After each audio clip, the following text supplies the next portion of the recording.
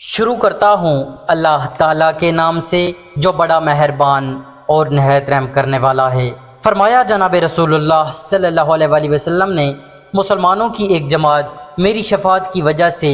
جہنم سے نکالی جائے گی اور ان کو جنت میں داخل کر دیا جائے گا، لیکن وہاں پر ان لوگوں کو جہنمی یعنی جہنم والے کہا جائے گا۔ فرمایا جناب رسول اللہ صلی اللہ علیہ وآلہ وسلم نے، میں جانتا ہوں اس شخص کو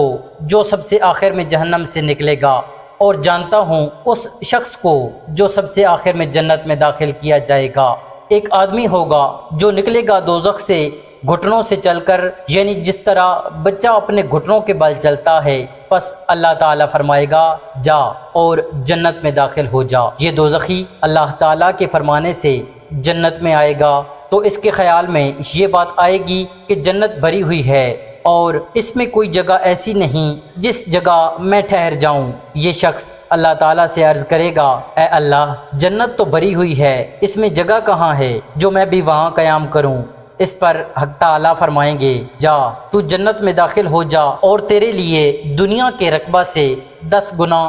زیادہ رقبہ ہے۔ اس کو سن کر یہ بندہ اللہ تعالیٰ کی جانب میں عرض کرے گا، اے اللہ، تو بادشاہ ہو کر میرے ساتھ مذاق کرتا ہے؟ ابن مسعود رضی اللہ تعالیٰ عنہ فرماتے ہیں، میں اس جملہ کے فرمانے کے بعد آن حضرت صلی اللہ علیہ وآلہ وسلم خوب ہنسے، اور ہنسی کی وجہ سے آپ کی کچلیاں ظاہر ہو گئیں، اور یہ شخص جنت میں ادنا درجے کا ہوگا۔ حضرت ابو ذر رضی اللہ تعالیٰ عنہ سے روایت ہے کہ رسول اللہ صلی اللہ علیہ وآلہ وسلم نے فرمایا، میں اچھی طرح جانتا ہوں اس آدمی کو جو سب سے آخر میں جنت میں جائے گا، اور اس کو بھی جانتا ہوں جو سب سے آخر میں جہنم سے نکلے گا۔ ایک آدمی ہوگا، اس کو قیامت کے روز بلایا جائے گا اور اس سے کہا جائے گا کہ اس پر اس کے چھوٹے گناہوں کو پیش کرو اور اس کے بڑے گناہ روکے رکھو۔ چنانچہ اس شخص کے سامنے اس کے چھوٹے چھوٹے گناہ پیش کیے جائیں گے اور اس سے کہا جائے گا کہ فلاں روز تو نے ایسا کیا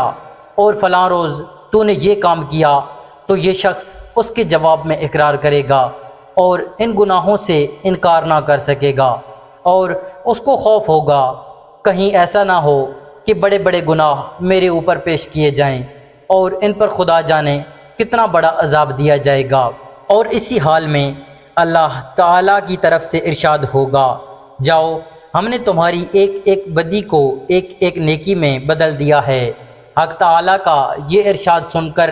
یہ گناہ گار انسان عرض کرے گا کہ اے اللہ، ابھی تو بڑے بڑے گناہ باقی ہیں، وہ گناہ تو اس اعمال میں موجود ہی نہیں۔ حضرت ابو ذر فرماتے ہیں کہ میں نے اس حدیث کے بیان کے بعد حضور صلی اللہ علیہ وآلہ وسلم کو دیکھا کہ آپ بہت ہنسے، یہاں تک کہ آپ کی کچلیاں ظاہر ہو گئیں۔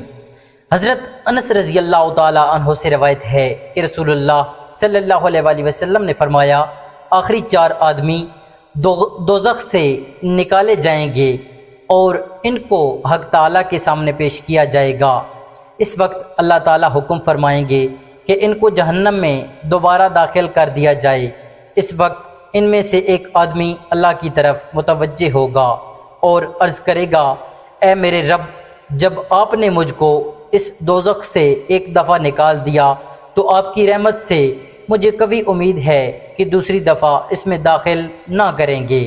حضور صلی اللہ علیہ وآلہ وسلم نے فرمایا کہ اللہ تعالیٰ اس کی درخواست سن کر اس کو نجات دیں گے اور جنت میں داخل کر دیں گے۔ دوستو، آپ کو یہ آج کی ویڈیو اچھی لگی ہو تو ہمارے چینل کو سبسکرائب کریں اور ویڈیو کو لائک کریں۔ شکریہ۔